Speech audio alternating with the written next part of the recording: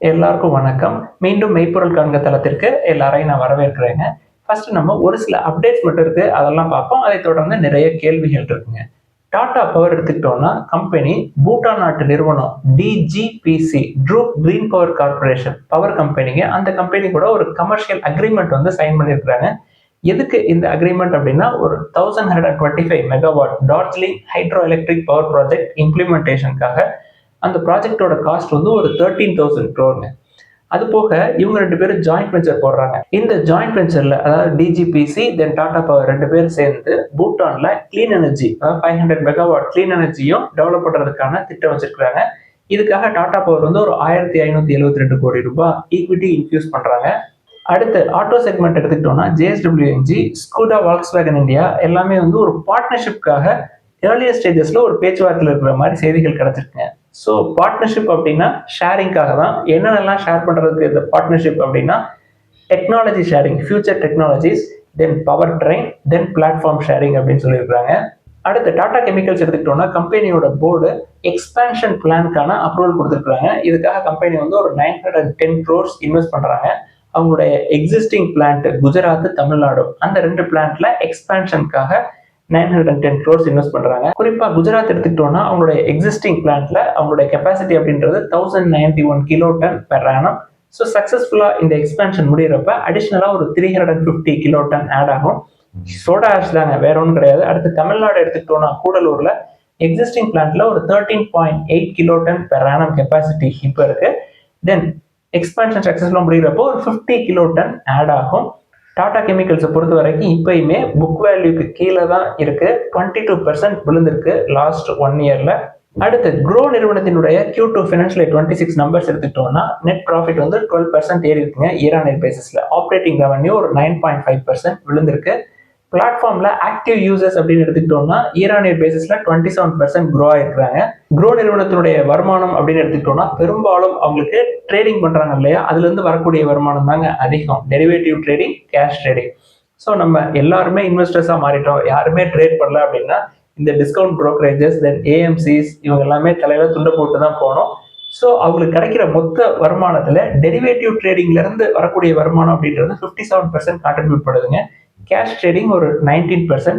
So 57 + 19 இது ரெண்டே add பண்ணீங்கன்னா மோர் தென் 75% ஆஃப் இன்கம் எங்க இருந்து தான் வருது அப்படின்னா ட்ரேடிங்ல இருந்து தான் வருது. அடுத்து எல்என்டி எடுத்துக்கிட்டோம்னா ஹிந்துஸ்தான் ஏரோநாட்டிக்ஸ் லிமிடெட் கூட கை கோர்த்துட்டு பிஎஸ்எல்வி ராக்கெட்ஸ் ரெடி பண்றாங்க. ஸோ இந்த ராக்கெட்ஸ் மூலமா நெக்ஸ்ட் இயர் வந்து ஓசன் சேட்டலைட்ஸ் வந்து லான்ச் பண்ணுவாங்க. இதுல குறிப்பா ஒரு விஷயத்த சொல்லணும்னு நினைச்சேங்க. 2022ல ஐஎஸ்ஆர்ஓ வந்து எல்என்டி தென் ஹெச்ஏ இவங்க ரெண்டு பேரோட ஒரு கான்ட்ராக்ட் வந்து சைன் பண்ணிக்கிட்டாங்க. இந்த கான்ட்ராக்ட் எதுக்கு அப்படின்னா 5 பிஎஸ்எல்வி எக்ஸல் ராக்கெட்ஸ் வந்து எண்ட் டு எண்ட் ப்ரொடக்ஷனுக்காக தாங்க இந்த கான்ட்ராக்ட் சைன் பண்ணியிருக்காங்க ஐஎஸ்ஆர்ஓ, ஹெச்ஏஎல் தென் எல்என்டி. எதுக்கு இந்த அப்டேட்டை முக்கியமா சொல்றோம்னா ஸ்பேஸ் டெக்னாலஜில எல்என்டியோட கான்ட்ரிபியூஷன் என்ன அப்படின்றத புரிஞ்சுக்கணுங்கிறதுக்காக தான். அடுத்து ஆயில் இந்தியா எடுத்துக்கிட்டோம்னா டோட்டல் எனர்ஜிஸ் கூட ஒரு பார்ட்னர்ஷிப் போட்டிருக்காங்க. இந்த பார்ட்னர்ஷிப் எதுக்கு அப்படின்னா deep water exploration, ultra deep water exploration இந்தியாவில் குறிப்பா எந்த இடத்துல அப்படின்னா மகாநதி, கோதாவரி, கிருஷ்ணா பேசின்ல இந்த எக்ஸ்ப்ளோரேஷனுக்காக பார்ட்னர்ஷிப் போட்ட மாதிரி தெரியுதுங்க. இன்னைக்கு கேள்விகளுக்குள்ள போயிடலாங்க. ஃபர்ஸ்ட் எஸ் பேங்க் பத்தி ஒரு நண்பர் எழுதியிருக்காங்க. சார் டர்ன் அரௌண்ட் ஆகுமா அப்படின்னு சொல்லி எழுதியிருக்காங்க. ஸோ டர்ன் அரௌண்ட் ஸ்டோரி அப்படின்றத பொறுத்த வரைக்கும் சுமிட்டோமோ மிட்சுபிஷி எவ்வளவு பணத்தை உள்ள கொண்டு வந்து போடுறாங்க அப்படின்றத பொறுத்து தான். பணத்தை நிறைய இன்ஃபியூஸ் பண்ணாங்க அப்படின்னா கம்பெனி வேகமா க்ரோ ஆகுங்க. அவங்க எவ்வளவு பணம் போடுவாங்க அப்படின்றது நமக்கு இப்போதைக்கு தெரியாது. இப்போதைக்கு ஒரு 24.5% பக்கமா ஸ்டேக் எடுத்துருக்காங்க. ரிமைனிங் 25% ஸ்டேக் எடுக்கிறதுக்கு முயற்சி பண்ணுவாங்க. வேல்யூவேஷன் அப்படின்னு பார்த்தோம்னா 1.5 times புக்கு பக்கமா இருக்குங்க. நீங்க முற்காலங்கள்ல 15க்கு கீழே கன்சிடர் பண்ணி வச்சிருந்தீங்க அப்படின்னா நம்ம பத்திரமா வச்சுக்கலாம். இனிமே உள்ள என்ட்ரி ஆகிறது அப்படின்றது நான் என்ட்ரி கொடுக்க மாட்டேன். இப்ப இன்னைக்கு எஸ் பேங்கோட வேல்யூவேஷன் எப்படி இருக்கு அப்படின்னா ஐடிஎஃப்சி ஃபர்ஸ்ட் பேங்கோட வேல்யூவேஷனும் எஸ் பேங்கோட வேல்யூவேஷன் பிரைஸ் டு புக் ரெண்டுமே வந்து ஒரு 1.5 ரேஞ்சில் தானே இருக்கு. எஸ் பேங்கா ஐடிஎஃப்சி ஃபர்ஸ்ட் பேங்கான்னு என்ன கேட்டா நான் ஐடிஎஃப்சி ஃபர்ஸ்ட் பேங்க் தான் என்னோட ப்ரிஃபரன்ஸை கொடுப்பேன். அடுத்த ஒரு நண்பர் என்ன சொல்றாரு, வேல்யூவேஷன்ஸ் மட்டுமே பார்த்து எந்த ஸ்டாக்கையுமே கன்சிடர் பண்ணக்கூடாது, return on equity then profitability அது இதுன்னு நிறைய எழுதிருக்கிறாருங்க. நம்ம அதெல்லாம் ஒன்றும் குறை சொல்லலைங்க. ஆனா வேல்யூவேஷனை பார்க்காம உள்ள போயிடாதீங்க அப்படின்னு தான் சொல்றோம். அந்த ஷேர் பிரைஸ் பயங்கரமா ஏறிக்கிட்டே இருக்கு அப்படின்றதுக்காக அது என்ன வேல்யூவேஷன்ல இருக்கு அப்படின்னு தெரியாம எல்லாம் போய் விழுவுறாங்க அப்படின்றதுக்காக நம்மளும் போய் உள்ள விழுந்து மாட்டிக்க வேணாம் அப்படின்றதுக்காக தான் இந்த வேல்யூவேஷனை ஃபர்ஸ்ட் பார்க்க கத்துக்குங்க அப்படின்னு சொல்றோம். இது வந்து ஒரு ஃபர்ஸ்ட் ஸ்டெப்ங்க. இன்வெஸ்ட்மெண்ட்குள்ள ஃப்ரெஷ்ஷா உள்ள வர்றவங்களுக்கு இதை கண்டிப்பா தெரிஞ்சிருக்கணும் அப்படின்னு சொல்றோம். அவ்வளவுதான். அது போக கம்பெனியுடைய ப்ரொமோட்டர் இன்டெகிரிட்டி, தென் growth prospects, தென் கம்பெனிக்கு டெட் டு ஈக்விட்டி எப்படி இருக்கு, தென் பேக்கப் எப்படி இருக்கு, இதெல்லாம் பார்த்துட்டு தான் நம்ம இன்வெஸ்ட் பண்ணுவோம். பெரும்பாலும் நம்ம ஃபர்ஸ்ட் ஸ்டெப்பை ஒழுங்கா எடுத்து வச்சிட்டோம் அப்படின்னாலே நம்ம வந்து கரெக்டான டைரக்ஷன்ல போறதுக்கு வாய்ப்புகள் இருக்குங்க. இன்னைக்கு காலைல கூட ஒரு ஆர்டிகிள் வந்திருந்ததுங்க மெயில்ல. அதாவது வாரன் பஃபெட் அவர்கள் ஜப்பான்ல அவரோட இன்வெஸ்ட்மெண்ட்ஸ் பத்தி எழுதியிருந்தாங்க. ஒரு 4-5 ஸ்டாக்ல ஜப்பான் மார்க்கெட்ல அவர் இன்வெஸ்ட் பண்ணியிருக்காங்க. நம்ம முற்காலங்கள்ல அந்த 5 ஸ்டாக்கையுமே பத்தி டிஸ்கஸ் பண்ணியிருக்கோம். எல்லாத்துக்குமே பிஇ அவர் என்ட்ரு ஆனப்ப 10, 11, 9 இந்த ரேஞ்சில் தாங்க அவர் என்ட்ரி கொடுப்பாரு. பெரும்பாலும் வேல்யூவேஷனை அவர் ரொம்ப ஸ்ட்ரிக்டா ஃபாலோ பண்ணுவார். ஜப்பானை பொறுத்த வரைக்கும் 0.5% இன்ட்ரெஸ்ட் ரேட்ஸ்ல கடன் கிடைக்குங்க. அந்த நாட்டே கடன் வாங்கி லோயர் லெவல்ல இருக்கக்கூடிய பங்குகள்ல முதலீடுகள் பண்ணி நல்ல டிவிடெண்ட் ஈல்ட் எடுத்து ஜாலியா இன்வெஸ்ட்மெண்ட்ஸ்ல என்ஜாய் பண்ணிட்டு இருக்காங்க. அவர் என்ட்ரி கொடுத்ததுக்கு அப்புறம் நிறைய என்ட்ரிஸ் உள்ள வந்துருச்சு. ஷேர் பிரைஸ் கொஞ்சம் மேலே ஏறினாலும் வேல்யூவேஷன் நல்லா இருக்கு அப்படின்றதுனால தொடர்ந்து அவங்களோட ஸ்டேக்கை கூட்டினாரு வாரன் பஃபெட் அவர்கள். அவர் முதலீடு பண்ண அந்த 4-5 நிறுவனங்கள் வந்து பல ஆண்டுகளா அப்படியே கிடப்பிலேயே கிடந்த நிறுவனங்கள் தாங்க. வேல்யூவேஷன் நல்லா இருக்கு, பிசினஸ் நல்ல பிசினஸ், அவருக்கு ஏத்த மாதிரி, அதாவது business மோராரஸ் related to பெர்க்ஷைர் Hathway.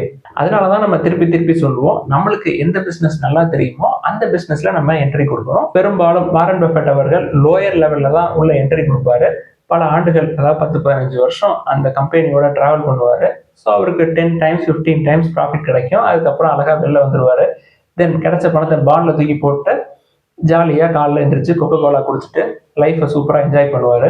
So அந்த மாதிரி ஒரு 60 வயசுக்கு அப்புறம் காலைல எந்திரிச்சோமா, நீராகாரம் குடிச்சோமா, எக்ஸசைஸ் பண்ணோமா அப்படின்னு உங்க லைஃப்பை ரன் பண்ணணும் ஆசைப்பட்டீங்கன்னா இன்வெஸ்ட் பண்ணணுங்க. லோயர் லெவல்ல இன்வெஸ்ட் பண்ண கத்துக்கணும்.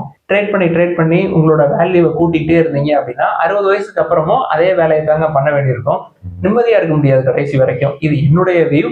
நான் எக்ஸாம்பிளுக்கு வாரன் பஃபெட் அவர்களே உங்களுக்கு சொல்லிட்டேன். அடுத்து டாடா மோட்டார்ஸ் கமர்ஷியல் வெஹிக்கிளோட வேல்யூவேஷன் அதிகமா இருக்கே சார் பேசஞ்சர் வெஹிக்கிள் விட அப்படின்னு சொல்லி எழுதியிருக்காங்க. மேபி ரீசென்ட் குவார்டர்ஸ்ல லாஸ் எடுத்தது கூட வேல்யூவேஷன் அதிகமா காட்டுறதுக்கு வாய்ப்பு இருக்கு. பட் லாஸ் அப்படின்றது இவங்களுக்கு டைரக்டா இவங்களோட கோர் பிசினஸ்ல இருந்து வந்த லாஸ் கிடையாது. அதை நம்ம புரிஞ்சுக்கணும். தென் இவைக்கு அக்யர் பண்ணதுக்கு அப்புறம் நம்மளுக்கு மறுபடியும் சான்ஸ் கிடைக்குமான்னு தெரியாது. அடுத்து ட்ரைடன் பத்தி ஒரு நண்பர் கேட்டிருக்காங்க. ட்ரைடனுக்கு நம்ம கொஞ்சம் வெயிட் பண்ணலாம். 35 times earnings பக்கமா இருக்கு. அடுத்து தங்கம் விலை வந்து குறையுமா அப்படின்னு சொல்லி கேட்டிருக்காங்க. குறையிறதுக்கு வாய்ப்புகள் இருக்குங்க. என்ன காரணம் அப்படின்னா, ரஷ்யா வந்து அவங்களுடைய தேவைகளுக்காக, அவங்களுடைய பட்ஜெட் ஃபண்டிங்காக பிசிக்கல் கோல்டை விற்போம் அப்படின்னு சொல்லியிருக்காங்க. 2500 டனுக்கு பக்கமா இருக்கு. நண்பர் வந்து 2500 டன்னை விற்பாங்களா அப்படின்னு சொல்ற மாதிரி எழுதியிருக்காங்க. ஸோ அவங்களுடைய தேவைக்காக கொஞ்சம் வித்தாங்க அப்படின்னா தங்கத்தோட விலை குறையிறதுக்கு வாய்ப்புகள் இருக்கலாம். பட் என்ன சினாரியோ அப்படின்னா, போட்டி போட்டு அடிச்சு பிடிச்சு மற்ற நாட்டு சென்ட்ரல் பேங்க் எல்லாம் வாங்குறாங்க. அதனால எவ்வளவு குறையும் அப்படின்றது உறுதியா நம்மளால சொல்ல முடியாது. பட் ஃபெடரல் ரிசர்வ் டிசம்பர்ல ரேட் கட் பண்ணல அப்படின்னா கொஞ்சம் குறையிறதுக்கு வாய்ப்புகள் இருக்கும். அடுத்து IT ETF or pharma ETF எது பெஸ்ட் அப்படின்னு சொல்லி கேட்டுருக்காங்க. என்னைய பொறுத்த வரைக்கும் ETF விட்டுட்டு டைரக்டாவே ஐடியோ இல்லை ஃபார்மாவோ அதுல நல்ல வேல்யூவேஷன்ல இருக்க ஸ்டாக்கை பார்க்கலாம் அப்படின்றது என்னுடைய கருத்து. அடுத்து வருண் பீவரேஜஸ் பத்தி எழுதியிருக்கிறாங்க. வருண் பீவரேஜஸ் காஸ்ட்லிங்க. எனக்கு 50 times earnings அப்படின்றது காஸ்ட்லி தான். தென் விப்ரோ, பிர்லாசாஃப்ட் போன்ற நிறுவனங்கள் பத்தி எழுதியிருக்காங்க. எல்லாமே 30 times earnings கீழே தாங்க இருக்கு. இப்போ ஐடி ETF பத்தி கேட்டிருந்தாங்க இல்லையா? ஸோ இன்ஃபோசிஸோ, டிசிஎஸோ, ஹெச்சிஎலோ இல்லை விப்ரோவோ எல்லாமே 25 times earnings கீழே தான் இருக்கு. குறிப்பா விப்ரோ 19 times earnings கீழே தான் இருக்கு. பிர்லாசாஃப்ட் 23 times earnings கீழே இருக்கு. 15 to 19 timesல வந்தா பார்க்கலாம் அப்படின்னு நான் வெயிட் பண்ணிட்டு இருக்கேன். அடுத்த ஒரு நண்பர் என்ன எழுதிருக்காரு, உங்களுக்கு நல்ல ரிட்டர்ன்ஸ் வேணும் அப்படின்னா ஸ்மால் கேப் மிட் கேப்பை பார்க்கணும் சார், லார்ஜ் கேப் சேஃப் தான், உங்களுக்கு பெரிய ரிட்டர்ன்ஸ் கிடைக்காது அப்படின்னு சொல்லி எழுதிருக்காரு. என்கிட்ட நிறைய ஸ்மால் கேப் இருக்குங்க, மிட் கேப்பும் நிறைய இருக்கு. இப்போ நாட்கோ ஃபார்மா ஒரு மிட் சைஸ் நிறுவனம், then south Indian bank, Tamil Nadu mercantile bank ரெண்டுமே ஸ்மால் கேப் தான். ஐடிஎஃப்சி ஃபர்ஸ்ட் பேங்க் ஒரு mid size company. Then IndusInd bank large கேப்ல இருந்து மிட் கேப்பா மாறின ஒரு நிறுவனம். தென் டாடா கெமிக்கல்ஸ் எடுத்துக்கிட்டோம்னா ஒரு மிட் சைஸ் நிறுவனம். ஜிஎம் பியூரிஸ், தென் கணேஷ் ஹவுசிங் ஸ்மால் கேப், இதெல்லாம் டெட் ஃப்ரீ. ஸ்பந்தனா ஸ்பூர்த்தி ஒரு ஸ்மால் கேப் மைக்ரோ ஃபைனான்ஸ். நிறைய ஸ்மால் கேப்பும் இருக்கு, மிட் கேப்பும் இருக்கு. லார்ஜ் கேப்பை கம்பேர் பண்றப்ப ஸ்மால் கேப், மிட் கேப் நம்மள்ட்ட நிறையவே இருக்குங்க. அடுத்து ஓரியன் ஹோட்டல்ஸ், லெமன் ட்ரீ ஹோட்டல்ஸ், இது ரெண்டுல எது சார் ஃபியூச்சர்ல நல்லா க்ரோ ஆகும் அப்படின்னு சொல்லி கேட்டிருக்காங்க. எல்லா பிசினஸ்மே க்ரோ ஆகுங்க, ஹோட்டல் பிசினஸ் மட்டும்தான் க்ரோ ஆகும் அப்படின்லாம் கிடையாது. அப்படி ஹோட்டல் பிசினஸ் தான் நல்லா க்ரோ ஆகும் அப்படின்னு நினைச்சு ஓரியன் ஹோட்டலை பயங்கரமா மேலே ஏற்றி விட்டு வேல்யூவேஷனை கூட்டி இப்போ பயங்கரமா லாஸ்ட் 1 yearல ஒரு 35% பக்கமா கீழே விழுந்திருக்குங்க. இப்பயுமே அது 42 times earnings, காஸ்ட்லி தான். கம்பெனிக்கு டெட் டு ஈக்விட்டி இருக்கு. லெமன் ட்ரீ ஹோட்டல்ஸ் எடுத்துக்கிட்டோம்னாலும் 55 times earnings, debt to equity 1.85 இருக்கு. இப்போ இந்தியன் ஹோட்டலுக்கோ இல்லை ஐடிசி ஹோட்டலுக்கோ 50 டைம்ஸ் மேலே ஏர்னிங்ஸ் கொடுத்துருக்காங்க அப்படின்னா அதெல்லாம் டெட் ஃப்ரீ பிஸ்னஸ். அதுக்கு வேல்யூவேஷன் கொடுத்தது பரவாயில்லைங்க. சின்ன சின்ன பிஸ்னஸ்க்கும் கடன் அதிகமாக உள்ள பிஸ்னஸ்க்கும் வேல்யூவேஷனை தூக்கி வச்சிருக்கோம். ஸோ லெமன் ட்ரீயோ இல்லை ஓரியன் ஹோட்டல்ஸோ எனக்கு காஸ்ட்லி தான். இதை கம்பேர் பண்ணுறப்ப ஸ்மால் கேப்பில் டெட் ஃப்ரீயாக இருக்கக்கூடிய இஐஹெச்சோ இல்லை தாஜ் ஜிவிகேவோ எனக்கு நல்ல லெவலில் இருக்கிற மாதிரி தெரியுதுங்க. ஈவன் சேலட் ஹோட்டல்ஸ் எடுத்துக்கிட்டோம்னா 34 டைம்ஸ் தான் earnings, but debt to equity 0.5 விட அதிகமாக இருக்கு. எனக்கு சரி வராது. அடுத்து பஜாஜ் எலக்ட்ரிக், ஓரியன்ட் எலக்ட்ரிக் பற்றி கேட்டிருக்கிறாங்க. Bajaj Electric 54 times earnings, Orient Electric 44 times earnings. எனக்கு ரெண்டுமே காஸ்ட்லி தான். இதை கம்பேர் பண்றப்ப கிராம்ப்டன் கிரீவ்ஸ் எனக்கு 34 டைம்ஸ் ஏர்னிங்ஸ் சீப்பா இருக்கிற மாதிரி தெரியுது. அடுத்த ஒரு நண்பர் வந்து ஃபேஸ் வேல்யூ பத்தி எழுதிருக்காங்க. சார் ஃபேஸ் வேல்யூ ஒரு சில நிறுவனங்களுக்கு 10 இருக்கு, தென் 5 இருக்கு, 1 இருக்கு. இதுல எந்த மாதிரியான நிறுவனங்களை நம்ம பார்க்கணும் அப்படின்னு சொல்லி கேட்டிருக்காங்க. ஸோ நம்மளுக்கு வேல்யூவேஷன் தான் முக்கியம். ஃபேஸ் வேல்யூல வரக்கூடிய மாற்றங்கள் வந்து வேல்யூவேஷனை எந்த விதத்திலையும் பாதிக்காதுங்க. நம்பர் ஆஃப் ஷேர்ஸ் வேணா கூடும், மார்க்கெட் கேப்ல எந்த மாற்றமுமே இருக்காது. அடுத்து நால்கோ பத்தி கேட்டிருக்கிறாங்க. நல்ல ரிசல்ட்ஸ் காட்டியிருந்தாங்க Q2ல, நல்ல வேல்யூவேஷன்ல தான் இருக்கு. தென் நெக்ஸ்ட் 5 இயர்ஸ்ல ஒரு 30,000 crore இன்வெஸ்ட் பண்ணுவோம் அப்படின்னு சொல்லியிருக்காங்க. தென் உள்ள கெமிக்கல் பிசினஸும் இருக்கு. அடுத்து சவுத் இந்தியன் பேங்கை பொறுத்த வரைக்கும் ஒரு நண்பர் இருக்கிறாரு. நான் வந்து PR சேஷாத்ரி அவர்கள் MD CEO இருக்கிறதுனால தான் நான் வந்து ஹோல்ட் பண்றேன்.